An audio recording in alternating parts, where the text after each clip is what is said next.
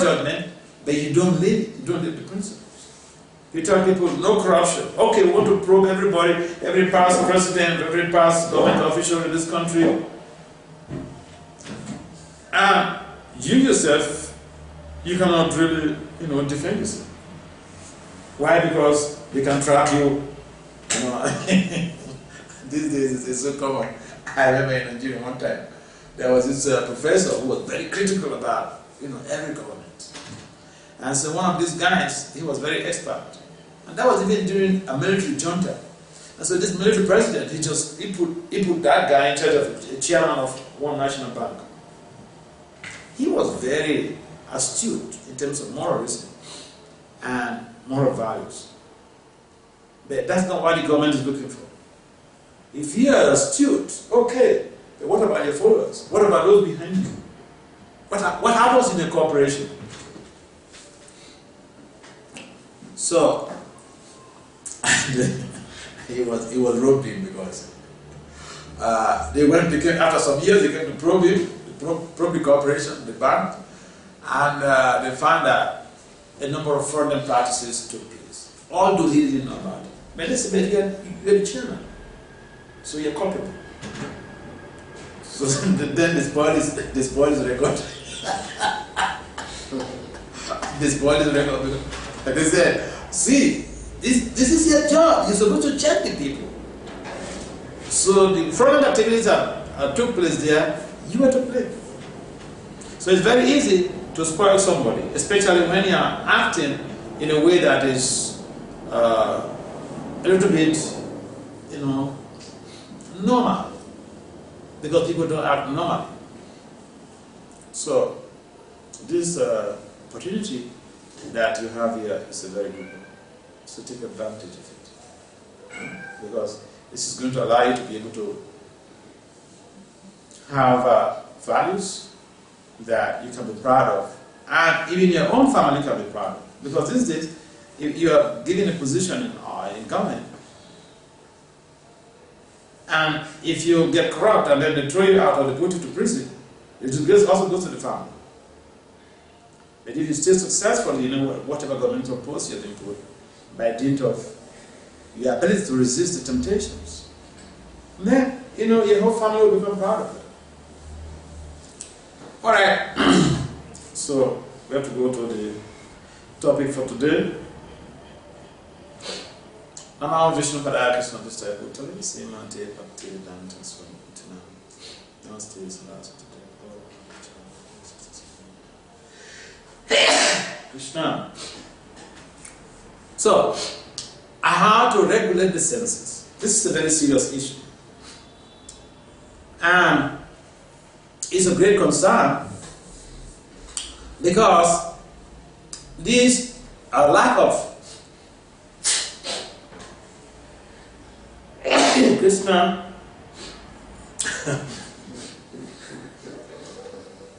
this lack of sensory regulation is one of the fundamental factors responsible for corruption. And so it has ruined our system, especially the African system. Can you go with my jacket?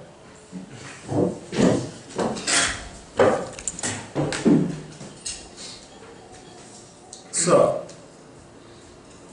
but the good news is, it is only in spiritual organizations like the International Society for Krishna Consciousness that you could be given techniques on how to regulate the senses. Sense regulation is very important for energy management. And in all sectors of society, regulation is important. For instance, see, you have electricity.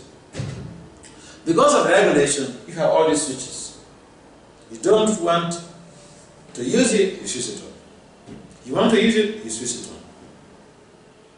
The water system, the same thing. You go to the showers, you go to the tap. You want to take the water, then you on it. You finish, you lock it. Why? Because these are energies, and energy is supplied by the supreme infrastructures, we say. But who is the supplier? If we abuse it, we suffer. So in the same way, just like we regulate energies in our corporate institutions, in our communities, the sensory modalities, including the mind, need to be regulated. And in the beginning, it might be something difficult. And we may say, oh, it is very, very difficult to regulate the senses and the mind. It is true. In fact, Krishna also admits that point. In the Bhagavad Gita, when Arjuna mentioned that this mind is so difficult to deal with, it's so difficult to control or to regulate. Chanchala hi mana Krishna. He said the mind is chanchala, it's just, it's very unstable. Like a stubborn child. He says, sit down here. Yes, daddy. Then as he saying yes, he's standing up. He's answering you yes, daddy, but he's standing up. That's the nature of the mind. The senses are also there, they're pulling us here and there. The eyes, they want to see pornography. They want to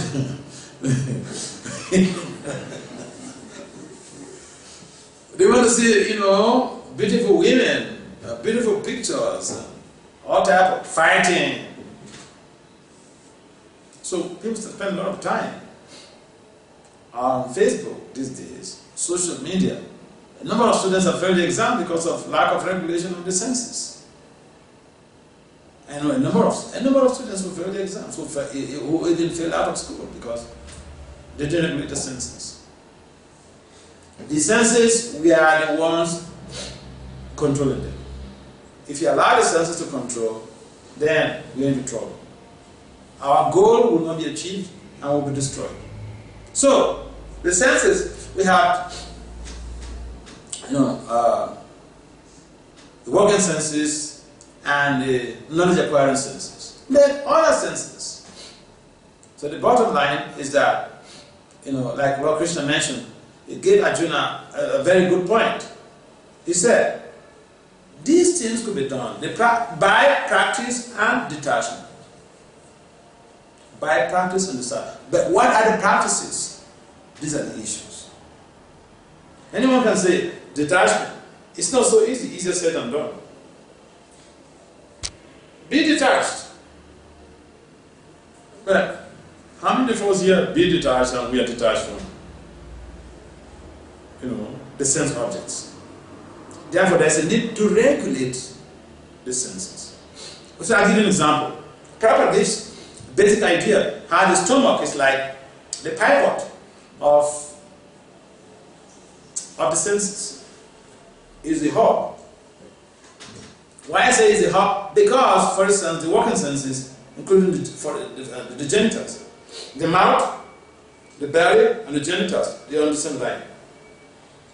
If someone is overeating, you cannot control the genitals. Because you eat too much, it weighs down on the genitals. And the genitals will tell you, hey, now, you fed the belly, you feed me also.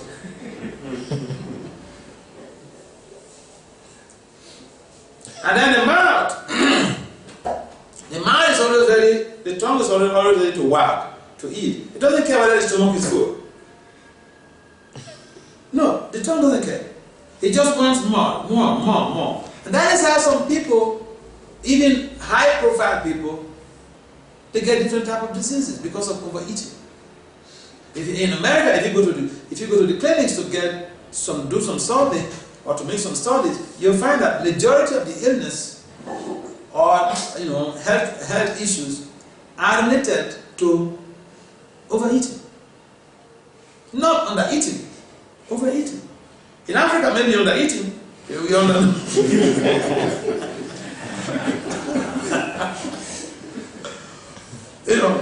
So in Africa here we are already forced to be self-regulatory because you don't have so much things to eat, in some most countries anyway.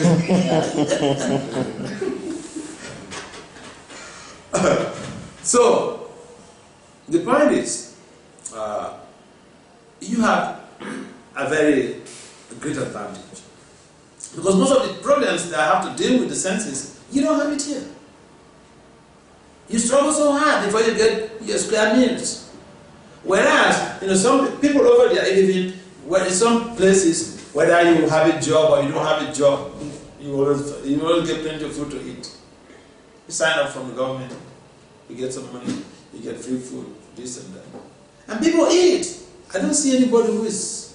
No, I don't. All of you are really attractive, slim guys. No, in America, you don't find people like... You hardly find people like that because everybody seems to be huge. Why?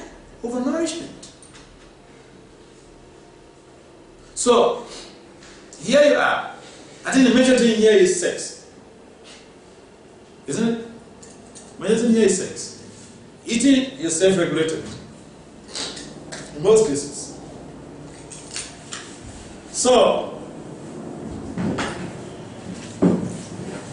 you have to see how you're regulating what you take into the stomach. And Prabhupada mentions that we should eat, for instance, have the stomach filled with food. Have the stomach food, 1/4 water, and allow 1/4 for air. In that way, there is good interplay of digestion and absorption, assimilation.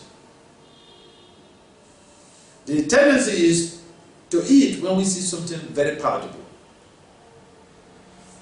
Or the tendency is to eat, and when we see something, if even our belly is full, we see someone hawking something, and then we call, especially if it's a girl, then we call, hey, come. I remember one time in Nigeria, I was in a mechanic workshop, fixing the car I was using. And then I was just watching, you know. The philosophers are very observant. So I was just watching what was going on. All of these artisans, these mechanics and, you know, all these guys, they are already, I saw them eating when I went there, because I went there in the morning. Breakfast, so they came to supply them food and they all ate. But then just a few minutes later, when, you know, some beautiful girl is hawking something, they say, come. And, you know, they buy from her. Not from men. They buy from the girls. So I was just watching the whole scenario that, see, the money they're really using for this, they could conserve it for their maintenance at home. So, the mind.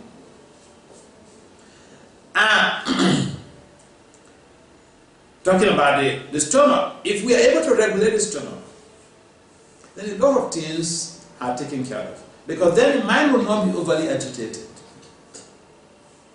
If someone has not eaten, if someone is really hungry, and look, to my observation, this is an observation.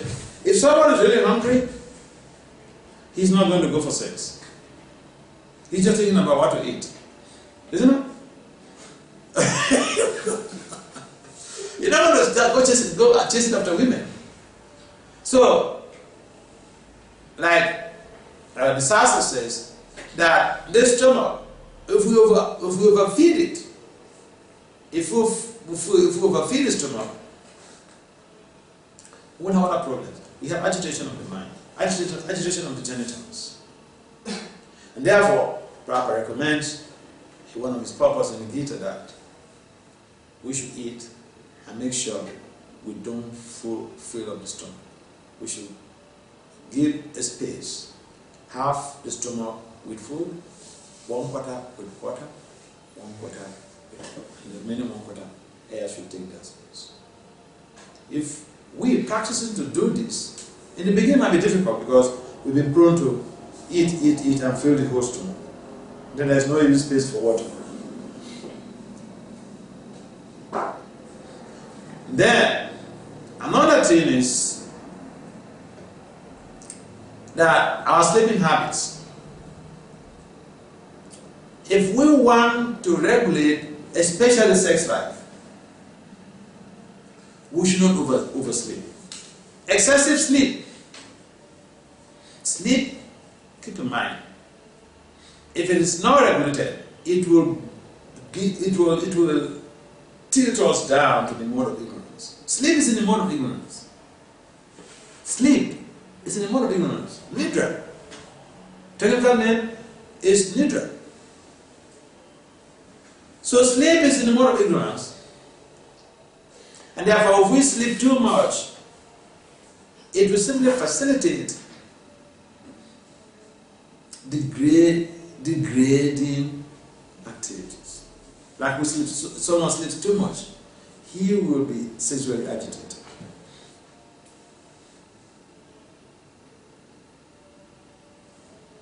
If we regulate our sleep, we'll find out at every time we'll be alert. We'll be alert and be focused. We'll be ready. We want to do what is the needful. The mind will not, be dribbling us here and there.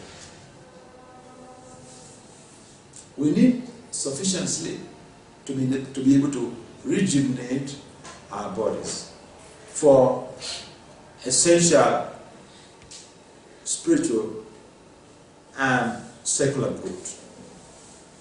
Bhagavad Gita explains that one who eats too much cannot be a yogi. One who eats too little cannot be a yogi. One who sleeps too much cannot be a yogi. One who sleeps too little, he cannot be a yogi. It's there in the Gita. We don't want to make it technical by start quoting Sanskrit here and there and then. He said, we don't understand what he said. Again, talking to people based on knowledge acquisition and then being able to implement that is one thing. And therefore, we need to understand that to regulate the senses it's an easy thing, but we have to practice, like Krishna mentioned in the Gita, regular practice. So the practices that we're talking about is eating habits, sleeping, talking. Rupa Goswami mentions in the Bhakti Vasudeva certain things that can destroy our devotional career. Pajab. Talking things that are not relevant to our spiritual growth. Involving in talks that are not relevant even to academic growth is a waste of time and pollutes your consciousness. The things you hear are the things the mind will replay when you finish. Mind is like a cassette or a video. When you load it, it will replay sometime. It will play back sometime. When you finish loading, it will play back. It has an automatic playback. And so sometimes people get involved in too much of irrelevant talks. And then when the mind starts agitating them, they say, what happened? I've been chanting all these years. Why am I being disturbed? Why am I being agitated? Why am I thinking about this? Yeah, it's because of the exposure of the vocalization that we had experienced. Because each time we hear a particular sound, it affects our mind. The voices we hear, the sounds we hear, affects our mind. I remember someone who was always talking to one girl, all in the name of preaching. He was trying to be a devotee. Then he kept calling, I think he was doing his PhD at that time. He kept calling on this girl, all in the name of preaching. And the voice of the opposite sex does affect you. So one day, the girl was even engaged. He was engaged, and he knew. When he was trying to preach, all in the name of preaching. So then, one day, as he was speaking with this girl, he just burst out and started crying. Oh, I love you, I love you, I love you, I don't know about you.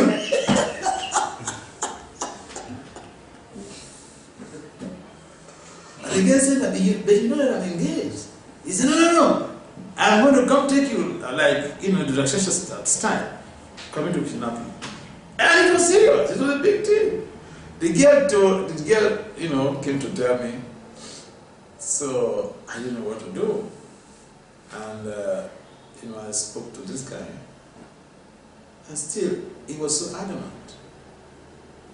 So the bottom line is that voice is an energy. it does have an effect on you.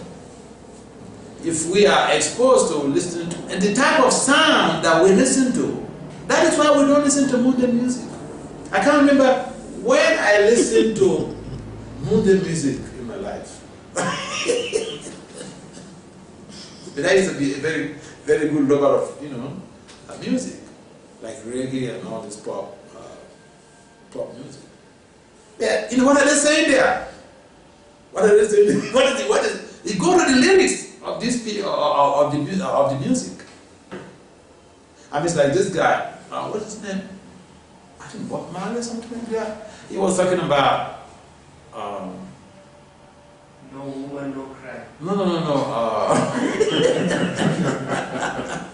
So this, yeah, all of that is about women, about drugs. Yeah, but Marley, I remember, he was talking about drugs, marijuana, legalizing it. Legalize it and I will advertise it. Yeah. Of course, he wants a battle for that, because now they legalize marijuana in some parts of the US, all in the name of medical purpose. And you listen to the lyrics, it's all about sex,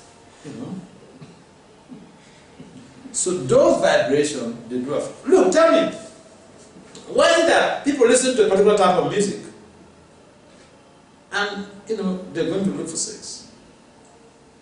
The music we listen to affects our chakras. If you listen to music, bhajan, for instance, it helps to readjust and realign yourself for a higher purpose. If you listen to the modern music, it also aligns you for a lower purpose. Therefore, the sound vibration we listen to, we have to regulate it. We have to know what we are listening to, because it will have an effect on us. It will act on us. So, sound or music. So we're talking about food, sleeping, and even sleeping, for instance. And I was mentioning the other day here, how the best hours to sleep. We're talking about how to regulate the senses. The best hours to sleep. As students see, the tendency is, I remember I was in South Africa one time. I went to one university, I think, I don't remember, but one of these, universities in Johannesburg. So there was one devotee who came to meet me, and he said, one black boy, he said, "Amara, this is exam period, and I've been sleeping for only 4 hours." I said, "This is very good, this is very austere, but I want to know how you use it the rest of the 20 hours. So it's very common among students that they stay up the night, they sleep less, but then, the productivity is low because they don't have a focus. They use the essential period for sleeping to read, and they don't even retain what they read. It's just in the name, I read throughout the night. What is your retention ability? That is the problem. If you don't sleep properly and within the essential hours to be able to rejuvenate, it will have an adverse effect on our recall system. So, the best hours to rejuvenate the body and to be able to have the energy to deal with the next day's activities, to focus on your studies, is between 10 and 12. If you sleep even just for those 2 hours, you will see how you stand firm, rejuvenated when you wake up. Antithetically, if you don't sleep during that period and you keep awake all through, and even you sleep 8 hours later, you don't still feel balanced. Experiment it and see. Know the number of hours you use for sleeping, and try to put between 10 and 12 inside those number of hours. And then science have brought to bear that the best hours for high productivity is early morning hours. Anything you do at that time, you will be able to stand to gain very much. And so that corresponds to our Brahma Muhurta hours. before sunrise. And so, we have to see how we are regulating our senses. And these are just practical tips on how to go about it. The other point is a purely spiritual event, which is to help to calm your senses, to really regulate the senses. And that is this Maha Mantra, this Hare Krishna Maha Mantra. We chant this on beats, and every day, those of us who have taken initiation or taken vows, we give 2 hours to Krishna to chant Hare Krishna, Krishna Krishna, Hare Hare, Hare Rama, Rama Rama. One may say, I don't have the time. I have the time, and you don't have the time. I'm also a student. I have the time, and you don't have the time. Regulate yourself, you see that you have the time. Don't waste your day hanging out with somebody that is not going to give you productive results. Your parents are not going to ask you, how many people you hang out with? Oh yeah.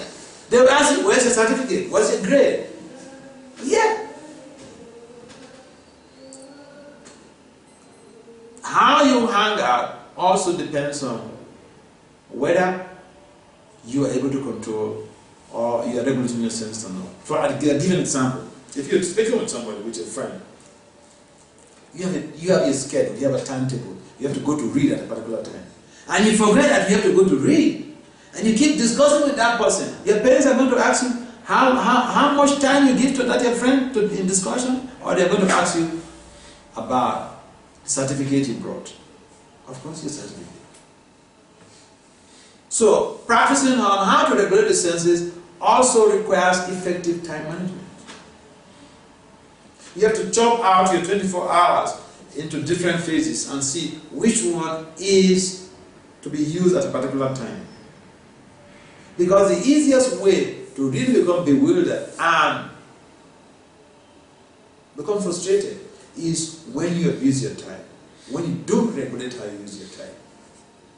And the mind is very deceptive. The mind can drive us crazy. And therefore it's important for us to see that we are spending some time to chant the Hare Krishna Mantra. Because when we become purified, then all of these other things, they become very simple to follow.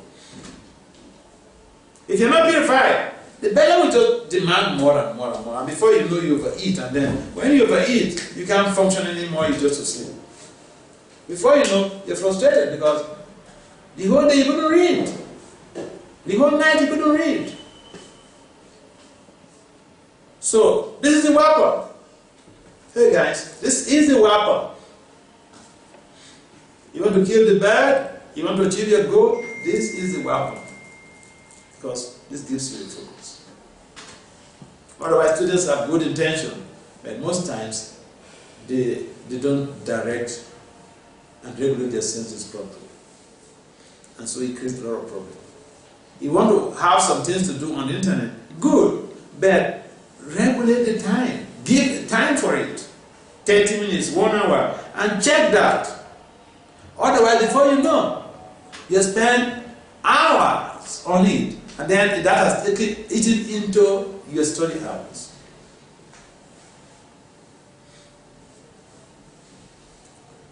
And so it's important, like Krishna mentions, yes, regular practice. And being detached. The detachment here means don't subscribe to the pulls of the senses. The senses are always pulling us.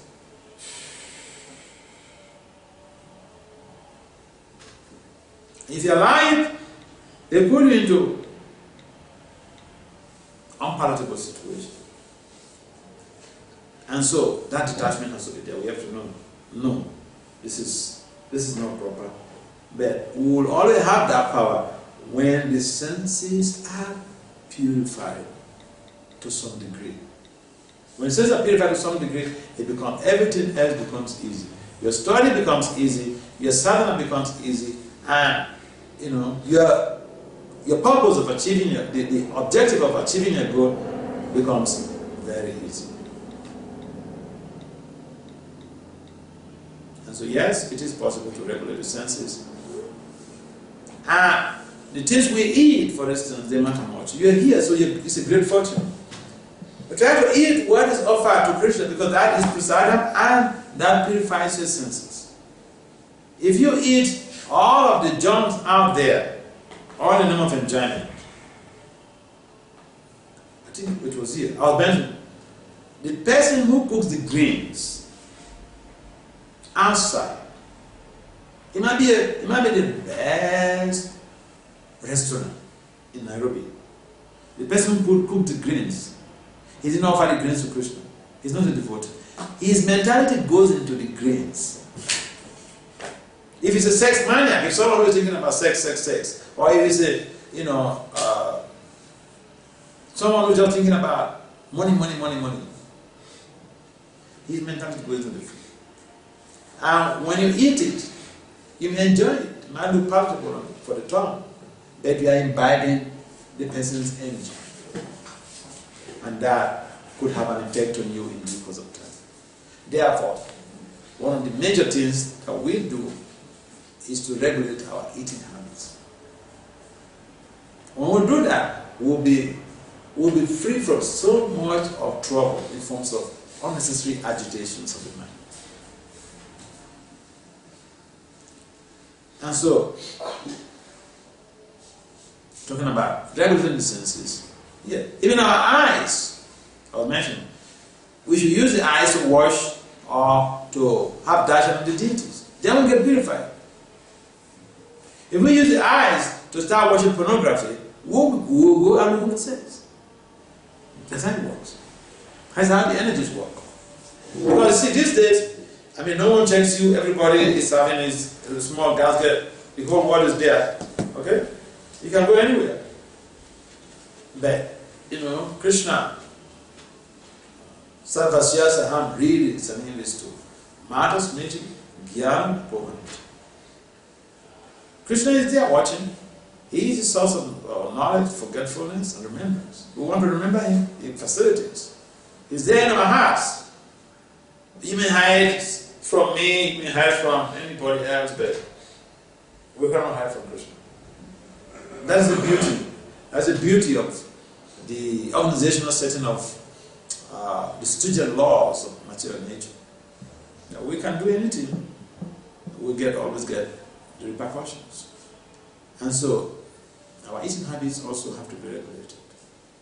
You see, I think you're some of those lucky souls on the planet that you have this type of setting here, where you can really practice all of these things in terms of regulation of the senses. And what is the purpose of the regulation of the senses? Is to achieve higher goal, Krishna Prema, to be able to engage properly in sadhana bhakti, and to become fully focused on the objective of your life. If you're a student, for instance, without regulation of the senses, you may be reading, and someone just makes a call. You even forget to switch off your phone. And most students, they don't switch off their phones when they're reading. The phone is there, they're reading. I mean, like some devotees, they're chanting and the phone is on. It's just there. Yes, Prabhu? So, what's up? How are you doing? Yeah, we sit in our temple. So as a student also, you may be reading, and then you keep your phone on. You never know when the call will come in. Regulation of the senses. Sense of hearing has to be regulated. You want to read, switch off your phone so that you don't have any disturbance. You want to chant, switch off your phone so that you don't have any disturbance. When you finish, you can switch off your phone. One thing at a time. We are not so much good at multitasking. In fact, this type of multitasking is very destructive. So we have to see how these senses, the working senses and non-acquiring senses are being ductile, activities are being ductile in such a way that we get purified, not otherwise. And so these are, some few tips that I feel I should share with you before it gets too late into the night. Any comments or questions? Yes, Babu? Okay. Hello. Oh, okay. I wanted to hear your views or your comments on, you mentioned marijuana. There are some people or some of us, let's say some people who use marijuana for chanting or for meditation. What do you think about it? No. I mean, marijuana is not used for chanting or meditation because it is it's an intoxicant. It's a psychedelic drug.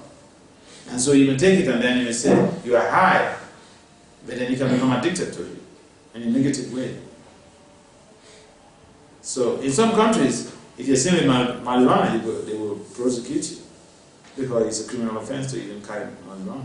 Even in some parts of the United States, if they see you with marijuana, you'll be prosecuted. Why? Because of the ill effects.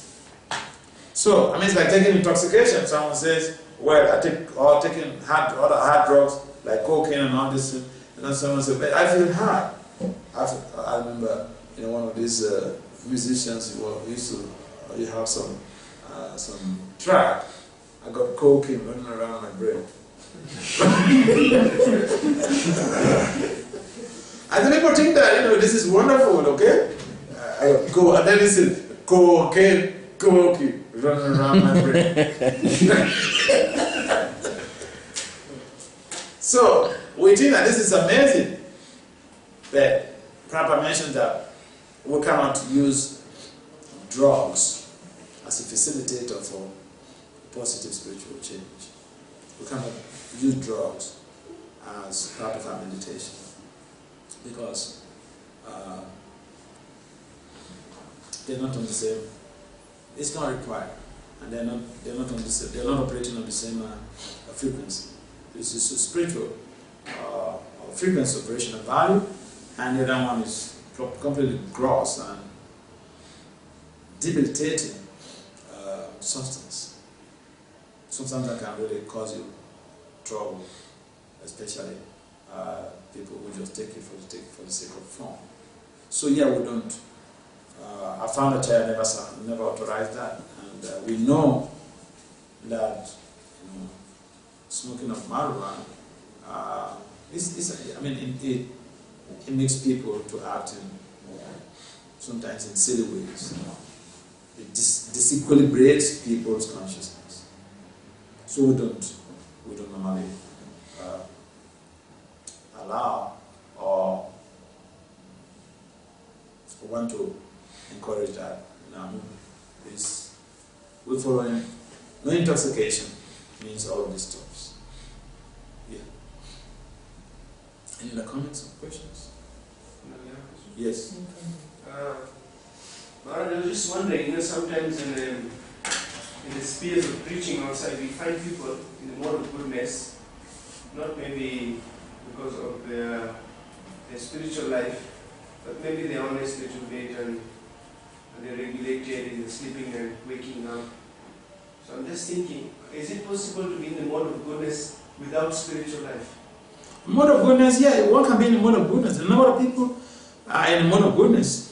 But spiritual life should actually be geared towards being operating on the platform of transcendental goodness, pure goodness. There are a number of people who are just so very pious. Yeah, they are in the mode of goodness. See, some people, I tell you, although the world is so rough, we have some girls on the planet, even right here in Africa, who will tell your parents that no man is going to see my lap until I get married. And I've seen it. I had a sister, in her 20s, and she told my dad that no one is going to see my laps until I get married. And she followed it up. She's like a bride. Okay?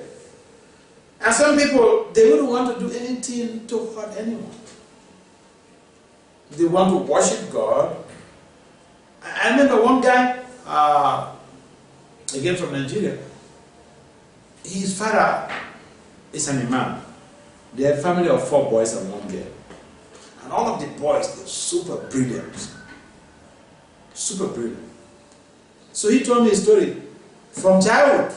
From childhood. When was a little child, like 3 years or something like that.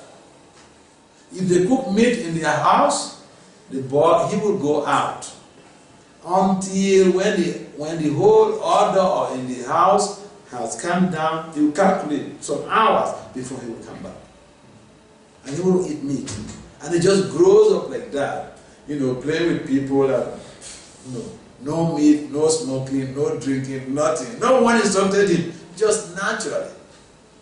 Until he met devotees. But, you know, when he met devotees, to be a devotee was a very simple thing anyway. He was already, you know, in that type of high level of consciousness. So there are people who are, you know, level-headed, who are in mono goodness, and they are regulated. So self-regulation is not just something to be proud of. I mean, sometimes people think that, you know, I'm highly self-regulated, so I'm very advanced. But some people, they're not really spiritualists, so to say. They're not worshippers of Vishnu or Krishna, but they're self-regulated. But, you know, in most cases, people could be self-regulated for business purposes. They eat very little, they sleep very less. So the purpose, self-regulation is, I mean, it's always there. The variable is the purpose or the object of the regulation. So yes, it is possible. You find people. And one last question. Yeah. Krishna consciousness philosophy is advocating, as you said, for regulation whereby no pornography, you know, you eat less, you wake up early, you know, you associate with saintly people. So I'm just thinking, because as a student community, in the future we have to relate outside with the outside world. We can't be escapists. Mm-hmm. So how do we balance our life as a student or like in a professional field? Because if you tell us not to associate with the outsiders and not to eat their food and not to go with them to the clubs and watch movies and all those things, then it's like we're becoming escapists of the world. That's not really escapist, it's just that you have a life to live based on your values. And I can give you a vivid example. I was shocked some years ago when I went to upstate New York for a women's conference. Now, after my presentation at the women's conference, there was this white professor. She was the dean of faculty of science or something in New York University. White lady. And after my presentation, so she was interested, so she called me, and then we were chatting. She was a lady in her early 30s. So, when she got to find out I'm a monk, then she started telling me everything about her family and all this thing. So one of the things she told me that I was really surprised was that in her house, a white American, a professor, a PhD in psychology, and she said, in her house, no one watches TV. She's not your devotee, okay? She's a Jewish. Why? She said, because as a psychologist, she knows the implications of being exposed to negative vibrations on the screen. So her children, she mentioned to me, she has everything in the house, CNN, everything. But the program that she watched, everyone in the family watches those programs. Her 2 kids with her husband, everyone watches those programs. She has selected programs, educational programs and news.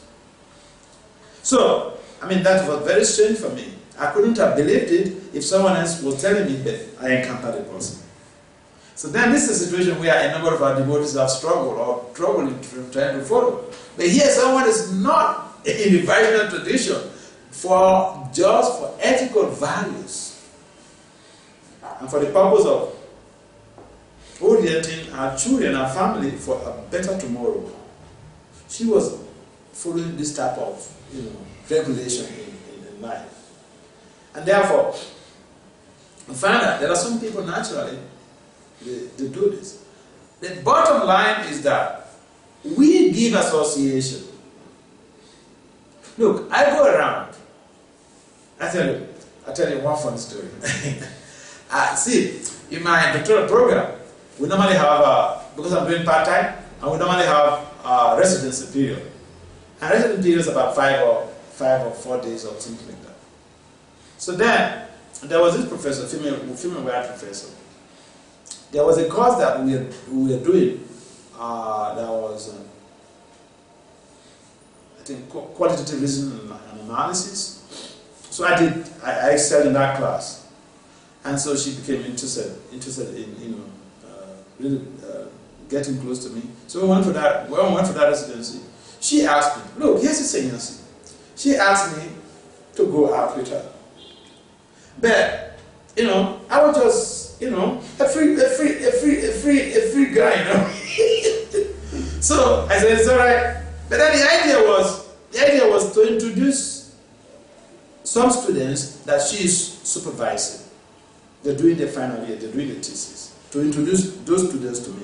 And to introduce another professor, her friend, who is a statistician, to me. So we went. And, when you go out like that into the restaurants, it's all about eating. But, when I was informed the previous day, I told my host, because I was in Jacksonville in Florida for the conference. I've left Washington to Jacksonville for that residency. So then I told the devotees that I stayed in their home that I'm going to go out the next day for some outing. So I need something, some prasadam to hold, just in case I have to eat. So I did that, and they gave my package. And then I went with it as we were going on. And then there, they ordered for food and all this type of things. The professor ordered for food. Then all the other students that she was supervising, they were there, and everyone was eating. So I brought on my own prasadam. And then, I ate. And then I even gave the prasadam to some of them to the professor and then the other students. And, they say it was so nice, although there was no meat, but it was so sweet. So, we don't say, I'm giving this gross example, we don't say, well, I'm a devotee, you're going to come, get out here. We have to be objective. We are living in the world, we have to integrate into the world, but we have to act like a lotus on water, not to be touched by the contamination. See, a number of our devotees are professionals. And they have to work in corporate institutions and all the rest of them. So the mingle would be. But it's not that they go down their way. Rather, see, my personal assistant in Washington, D.C., he's a scientist.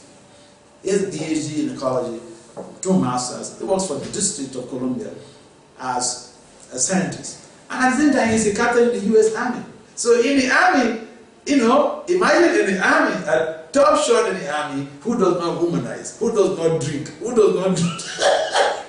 So they look at him like, wow. And very quickly, they gave him some responsibility, some post, because they thought, this is a person who can lead the military.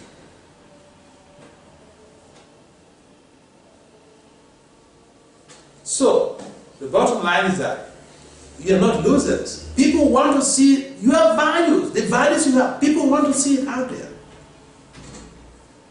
See, you have the degrees they have, and you have values they don't have. The condition, so there is that principle of jealousy. When you have something your colleagues don't have, they want to achieve that. So you stand a better chance of making people get close to Krishna. Because people will ask you, hey, how did you come like this? How come? Are you not from this planet? Are you not? Yeah, we see all of these things, We've seen this a lot. So, yeah, we give association. Bottom line, devotee gives association. You don't take association. You befriend people, interact with people, have exchanges, but, they will know your values. So, you're working in an office. You have the degrees that every other person has. I think I was giving an example, like in South Africa, one young boy who was working in one office. His boss called him one day, his boss called him one day, he said, tell me where you belong. You are different from all of these boys in this office. Tell me where you belong. That's how you propagate and make that guy devoted. But just in practical view, they see you have the degrees that they have. Your life is different. You don't do, you're not involved in immoral reasoning, immoral thinking, immoral activities. That's what people want to see in this world. And therefore, when they see someone like that, oh, you have a chance of getting quick facility for growth. If your boss is someone who is really ethical, he will use you for the development of your good self. So understand that these values are wanted in society, they are needed. And you get quick promotion in terms of elevating yourself even in your workforce, workplace. So you give association, not necessarily that you have to take, you have to do what everyone else is doing. Yes? Make some sense? Alright, so we'll close here, and thank you very much for participating in this Krishna consciousness. Bhakti Vasudeva Swami Maharaj ki! Yeah. So tomorrow evening Maharaj is giving a talk in the hall there with the students. The topic is entitled The Criteria of Choosing a Life Partner. Please attend and get inspiration. Hare Krishna. Prabhupada ki! Maharaj meets Thursday morning. Yeah, India. Hopefully, fingers crossed. Pray for me that I'm never going to draw. Hare Krishna. Thank you very much. All right, thank you.